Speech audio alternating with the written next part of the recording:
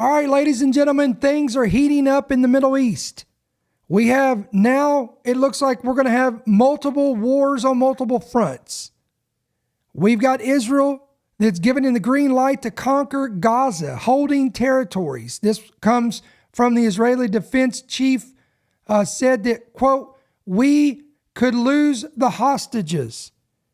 The Pentagon is reporting more than 1,000 targets were struck in Yemen during a campaign against the Houthis. Also, Israel said it has completely disabled Yemen's main airport with airstrikes. Also, Pakistan is now vowing to respond after India strikes 9 locations in Pakistan with a missile barrage. Pakistan has officially authorized the avenging of India. Then Trump has now made an announcement that a major positive announcement is ahead of his Middle East trip. And then we're going to give you a new report coming from the Jerusalem Post tonight, in which they are indicating that Saudi Arabia could be the next piece of the peace accords, these Abrahamic accords in the Middle East. We're going to get you caught up on all this and more in tonight's special broadcast. Let's go.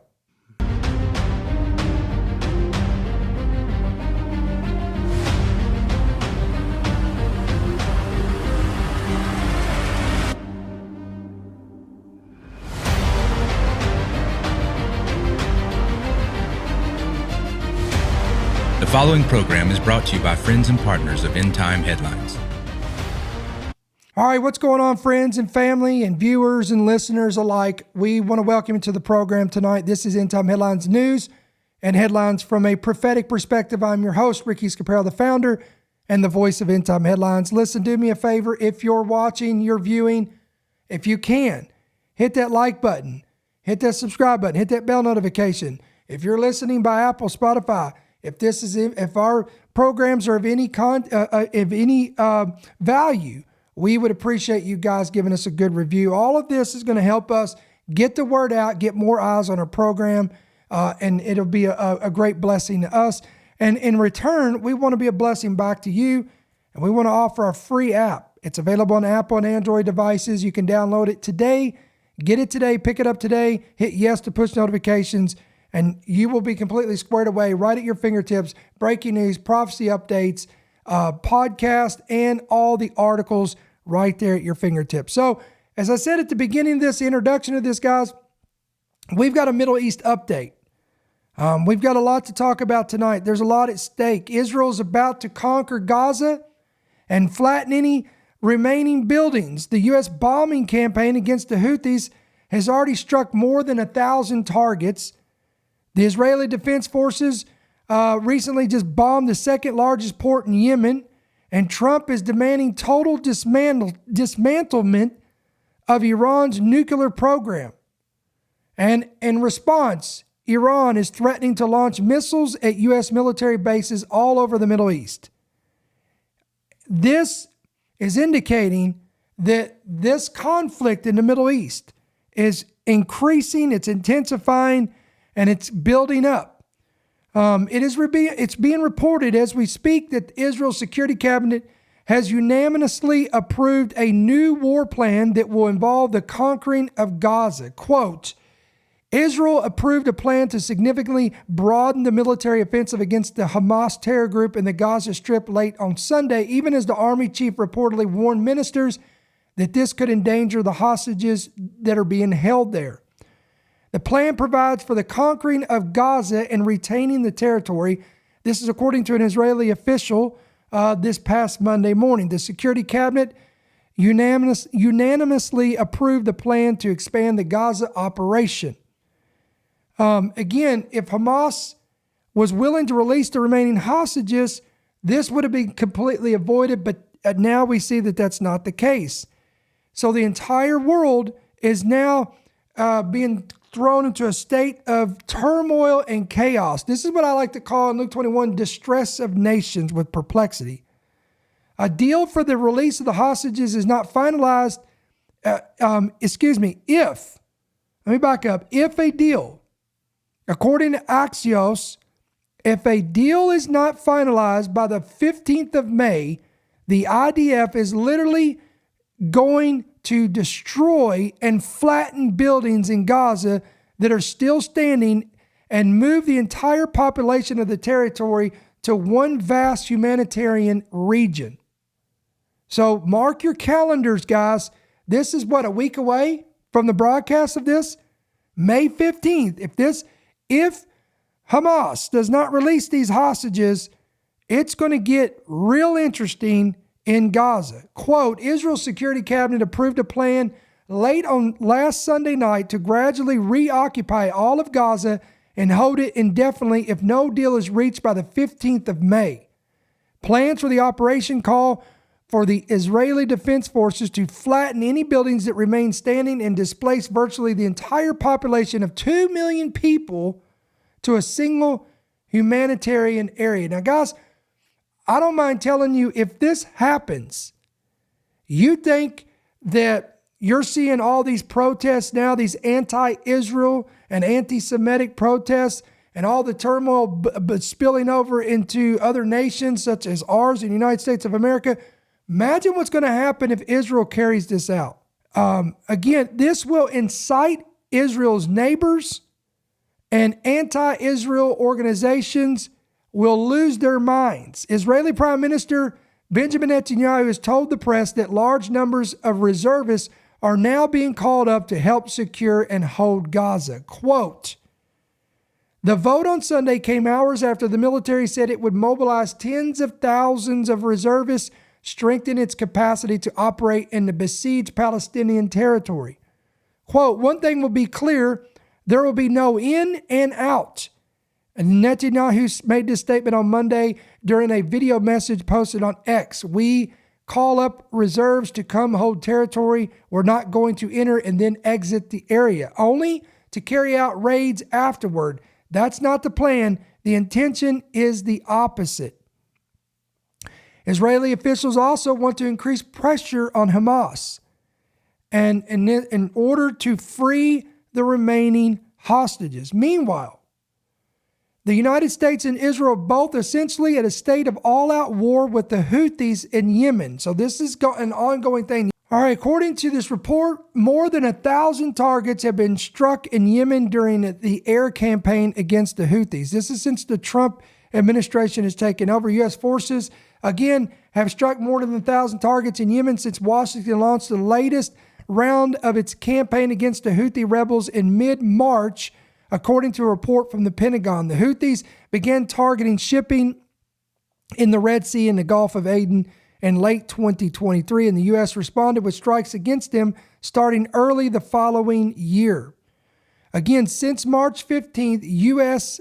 CENTCOM, UCENTCOM strikes have hit over 1,000 targets, killing Houthi fighters and leaders and degrading their capabilities. Now, according to this report, Britain said on Wednesday, quote, that it had joined the United States in carrying out strikes against Houthi targets. UK forces participated in a joint operation with the U.S. forces against a Houthi military target in Yemen. This was according to the Ministry of Defense in a statement.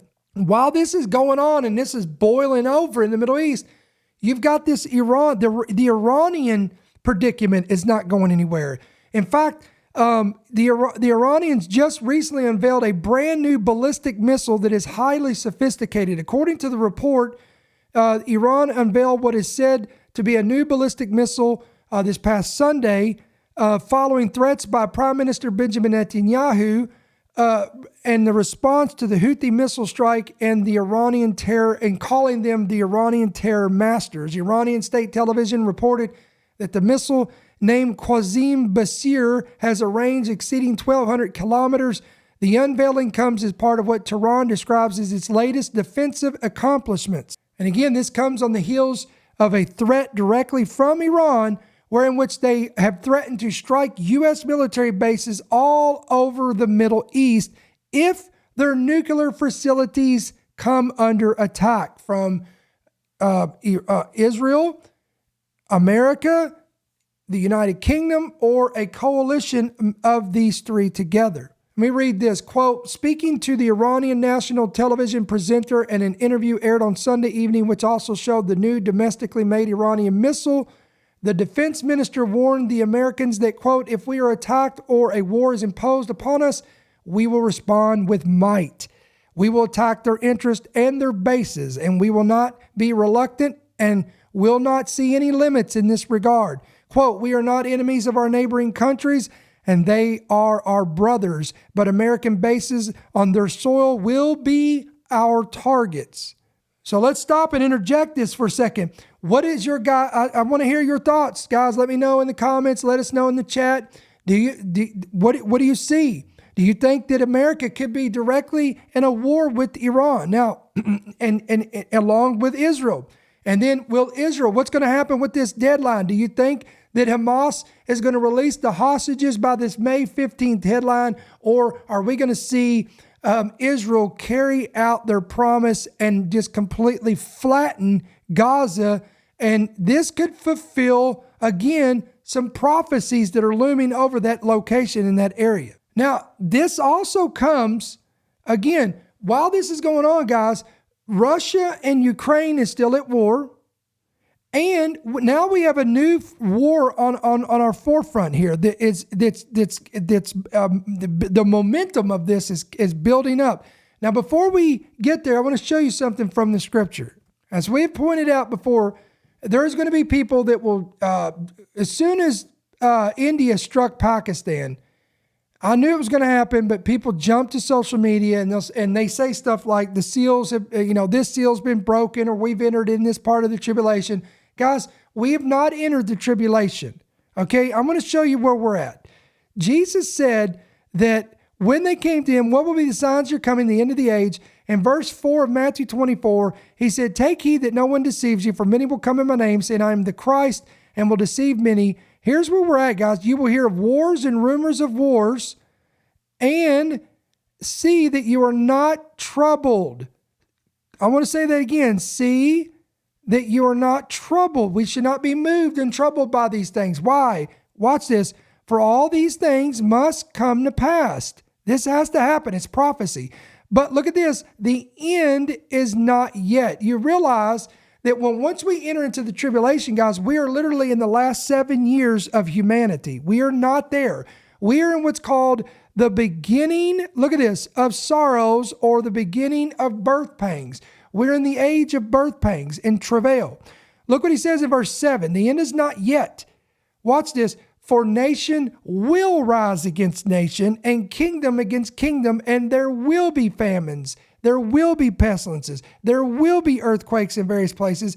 And all these are, again, the beginning of sorrows. That's where we're currently at, guys. We're in the birth pangs of the Messiah. So, again, we're not in the tribulation, but this is exciting news in regards to prophecy, because we know that when these things, when we begin to see these things happening and accelerating, we know that we're getting closer and closer to the fulfillment of all things. Now, having said that, let's give you an update on this Pakistan and India situation. Let me show you this article. I'm going to pull this up.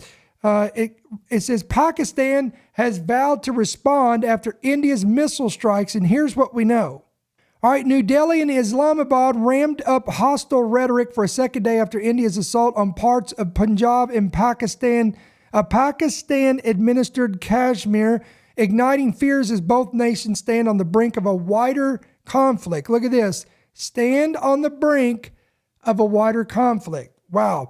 The spike in cross-border fires put India and Pakistan in dangerous territory, with Islamabad vowing to, quote, retaliate against New Delhi's assault early Wednesday as the international community calls for restraint. India's strikes have killed at least 31 across Punjab and Pakistan-administered Kashmir, including a 3-year-old girl, and wounded 46 others, according to a military spokesperson. A senior Indian defense source said at least 16 civilians were killed by Pakistani shelling on the Indian side of the line of control in Kashmir.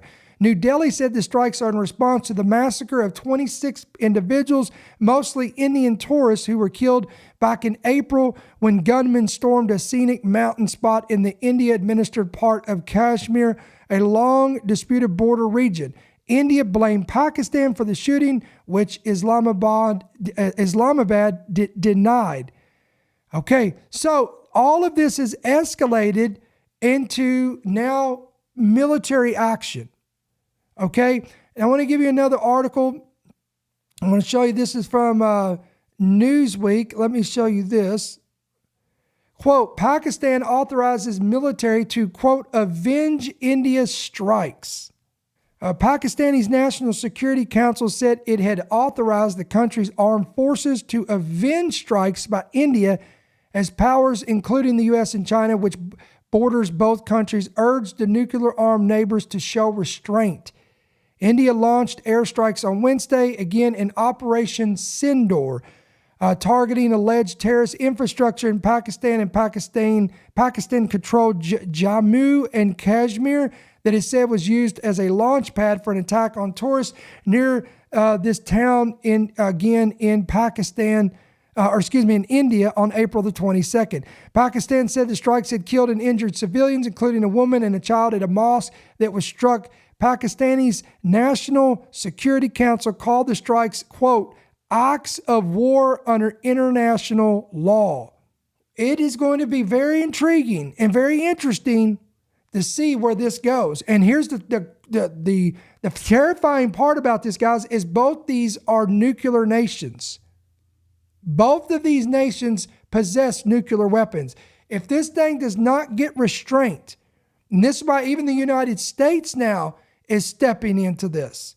If this thing doesn't cool off, if cooler heads don't prevail, things could go bad real quick on this. So again, I want to emphasize here, Matthew 24, you will hear of wars and rumors of wars. You will see nation rise against nation and kingdom against kingdom. Now, let me show you this. Let's move on a little bit. We're not going to be on here long tonight, guys. I just want to give you this quick Thursday night Middle East update. Let's pull this up right here. I thought this was interesting. Trump hints at major positive announcement ahead of his Middle East trip. Now, let's see what this says. Ahead of his visit to the Middle East, President Trump has hinted at an upcoming, quote, significant announcement. He made this statement during a bilateral meeting with Canada's Prime Minister. While the subject of the announcement remains undisclosed, Trump emphasized its positivity and importance. Trump stated, quote, we're going to have a very, very big announcement to make, like as big as it gets. It's going to be big and very positive.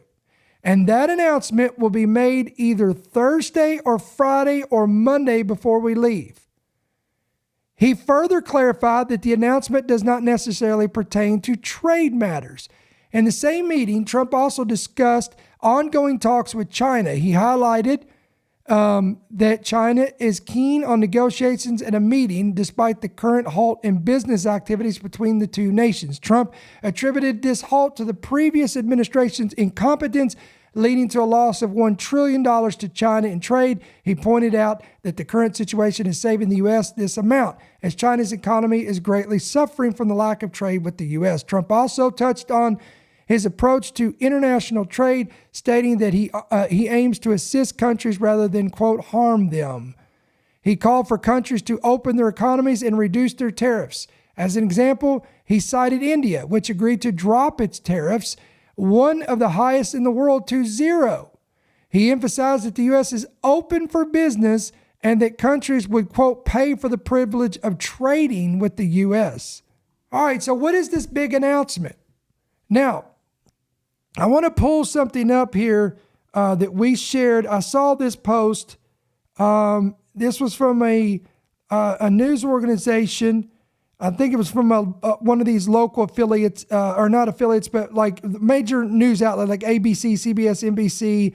One of them stated this, and I want to read this, quote, President Trump plans to announce that the United States will call the Persian Gulf the Arabian Gulf. Now, I hope, guys, I'm just going to tell you, I really hope that that's not the big major announcement. I want to say that again. I really hope that that is not the big major announcement, that the United States is now going to call the Persian Gulf the Arabian Gulf. I mean, do we not have bigger things to deal with than that? Now, let me give you another headline, and this could be what is coming. This could be the major announcement. And if it is, this would be significant. So let me pull this up. All right, this is from the Jerusalem Post. Could Saudi Arabia be the next piece of Abraham Accords puzzle? A Trump senior advisor and Middle East envoy, Steve Witkoff, said that, quote, very soon we expect to hear many announcements related to the expansion of the Abraham Accords. So could this be the major announcement that will be announced today, tomorrow, Monday, or whenever they're going to release this? As U.S. President Trump prepares to return to the Middle East next week, attention is once again turning to the possibility of normalization between Israel and Saudi Arabia. Trump, who launched the original Abraham Accords, is expected to use his upcoming visit as an opportunity to expand the framework. Interesting. However, the regional dynamics have changed significantly since 2020 when the original accords were signed. Saudi Arabia has moved closer to Iran, the war in Gaza, and by extension, Israel's existential battle with Iran continues, and U.S. influence in the region is less certain. The question is now whether Saudi Arabia will take the next step or whether that moment has passed. All right, let's read on. The Abraham Accords, signed in 2020, led to formal relations between Israel and the United Arab Emirates, Bahrain, Morocco, and Sudan. For Trump, who has faced a dramatic first few months back in the White House, a renewed push in the Middle East could serve both diplomatic and political purposes. He is expected to visit Saudi Arabia, Qatar, and the UAE, aiming to build on the normalization process. At Israel's 77th Independence Day reception at its embassy in Washington on Monday evening, Trump's senior advisor and Middle East envoy, Steve Witkoff, said, quote, very soon, we expect to hear many announcements related to the expansion of the Abraham Accords. This led to whispers that Saudi Arabia and Jerusalem could finally be ready to officially establish ties. Wow, guys, this would be huge. Let me tell you why this would be huge, in my opinion. This is not the Daniel 9:27 accord, but you know what this is?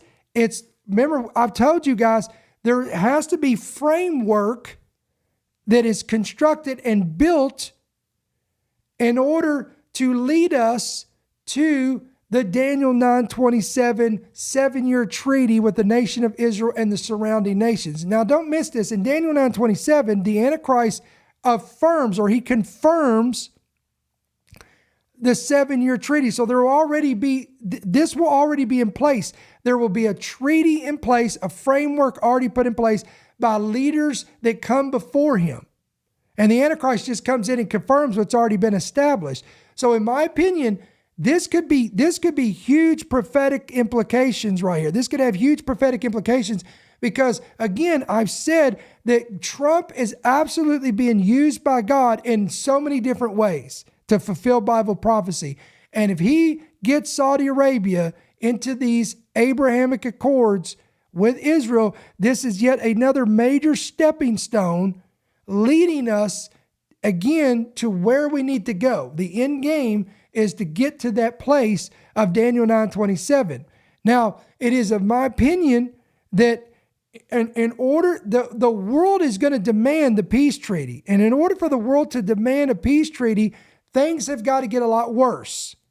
There are these wars and factions and conflicts and nation against nation and kingdom. They're only going to intensify and increase. That's why some biblical scholars and theologians put that treaty of Daniel 9:27 after the war of Gog and Magog, because it will be so horrific, so bloody. There'll be such a loss of lives and military personnel. Because remember, you got to remember, guys, you got a whole coalition, including Iran, including Russia, including Turkey, and the likes of other nations involved in that are all coming down to attack Israel. Now, some will say that it'll be so bad that the world will be demanding a treaty, thus bringing Daniel 9:27.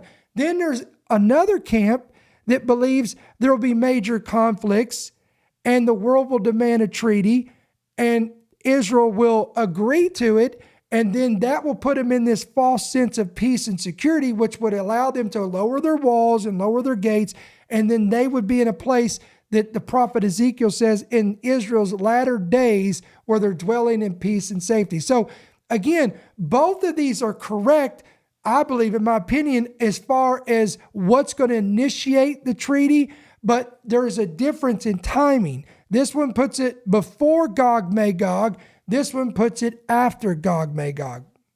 I don't know, guys. I'm not going to be dogmatic about it and say it's this or it's that. All I'm saying is Luke 21:28 says, when you begin to see all these things coming to pass, look up and lift up your heads because your redemption is drawing near. I know, listen, we got people looking for the Antichrist, but I'm looking, come on, for the King of Kings and the Lord of Lords. I'm looking for that split in the eastern sky. I'm listening for that trumpet to sound. Come on. I'm listening for that voice of the archangel that sounds like a trumpet that says, come up here. I'm looking for that. I'm listening. I'm looking for my Redeemer. David said, I will look unto the hills in which my help comes, for my help comes from the Lord. Let me get back to this report. Prime Minister Benjamin Netanyahu continues to pursue normalization with Saudi Arabia, though Israel's ongoing conflict with Hamas and political instability have complicated that goal. Former U.S. President Joe Biden's 2022 visit to Saudi Arabia yielded little progress on normalization. The trip, widely remembered for a fist bump with Crown Prince Mohammed bin Salman, failed to deliver results. Biden's focus on other issues such as human rights and energy cooperation did not produce the strategic incentives that Saudi Arabia would require to move forward with Israel. The major elephant in the room is Iran. Again, Saudi Arabia and Tehran have been at odds for years, both pursuing for supremacy in the Middle East. However, after years of frosty relations, in 2023, Sunni Saudi Arabia and Shia Iran reestablished diplomatic ties in a deal brokered by China. Interesting. The agreement led to continued discussions between Saudi and Iranian officials on regional issues. The move signaled a more balanced Saudi foreign policy, one that is not tied solely to the U.S.-Israel axis. Again, Saudi Arabia is increasingly focused on regional stability and economic development under its Vision 2030 strategy. Interesting. There's that 2030 again. How much does that come up, guys? Agenda 2030, you have the Vision 2030. There's all these things that are coming. 2030 is going to be very interesting based on a lot of these based on what the elites want, these governments and these organizations and their visions and their goals. At the Independence Day event in D.C., Witkoff also brought up Iran, stating, quote, Iran will not have a nuclear weapon. Wow. What? Again, at the Independence Day event in D.C., Witkoff said that, quote, Iran will not have a nuclear weapon. That's a threat. Speaking with reporters, the envoy noted progress in nuclear negotiations between the U.S. and Iran, with a fourth round of nuclear talks between the countries likely to occur over the weekend in Oman. Quote, I hope we're moving in the right direction, Witkoff said. The president has stated his desire to resolve the issue diplomatically if possible, and we are working toward an agreement. Efforts are now underway to coordinate a fourth round of talks. Any agreement would affect regional power dynamics. A formal alliance between Jerusalem and Saudi Arabia would strengthen opposition to Iran, but also risk renewed tensions with the Islamic Republic. Now I'm going to scroll down here to the end of this article. Look what it says here. If Witkoff's statement about the expansion of the Accords is true, and I want to read this to you, quote, it could reshape the Middle East for years to come. Wow. So, ladies and gentlemen, we've got a lot to pay attention to. Things are heating up. Things are accelerating. Things are going just as biblically planned. None of these things have caught God off guard. None of these things should catch you and I off guard. If we know the word, we know Bible prophecy, we know that these things are stepping stones leading us up to the main attraction and the main event. Remember, Jesus said all of these things must come to pass, but the end is not yet. And then he says, and then there shall be this, this, and that, and this. And again, these are like birth pangs, increasing and intensifying. So these things should not move us nor shake us. And again, I'll leave you, ladies and gentlemen, with Luke 21:28. Jesus said, when you begin to see all of these things coming to pass, look up and lift up your heads, because your redemption is drawing near. EndTimeHeadlines.org, EndTimeHeadlines.com. Guys, thank you so much. I told you we weren't going to keep you long tonight. We wanted to give you a quick Middle East update. Again, don't forget to like this, share this, subscribe, hit that bell notification, pick up your free app. Again, in the description of this video, there's a link that says download a free app. You can just click on that, pick it up today, hit yes to push notifications. And as always, we want to give you an opportunity. If this ministry is of value to you, blesses you, encourages you, equips you, maybe it's your home church, whatever the case may be, guys. Again, you pray about it, pray about becoming a monthly partner. And you could do that two different ways. You can give electronically through the app, through the website, through different ways and various ways you can do that. Or you can give right there on your screen by check or money order to End Time Headlines, P.O. Box 1391, Monroe, Georgia 30655. So, guys, we're going to sign off for tonight. Again, we'll be here tomorrow night, Lord willing, on Friday, May the 9th, to close out this week of podcast. And then we'll take off over the weekend and we'll be back. Listen, again, keep us in prayer, guys. I have multiple interviews that I'm scheduled to go on with. I've got one tomorrow morning at 10 a.m. With a pastor out of Knoxville. Then on Tuesday, we'll be recording with Pastor Tom Hughes of next week. I don't know when that's going to air. We'll let you know. And then on the following Tuesday, that Friday, we'll be recording with ISO International School of Ministry based out of Cleveland, Tennessee. We're going to be doing a recording with them as well. So we got a lot on our plate this coming up week, but we're excited about what the Lord is doing. And we thank you and we appreciate that all of you guys are a part of what God's doing with the End Time Headlines. So, guys, we're going to sign off for tonight. We'll see you on the next one. God bless. Thank you for listening to the End Time Headlines podcast. We pray that you've been blessed and equipped by today's message. For more information about how you can help partner with our ministry, please visit endtimeheadlines.org.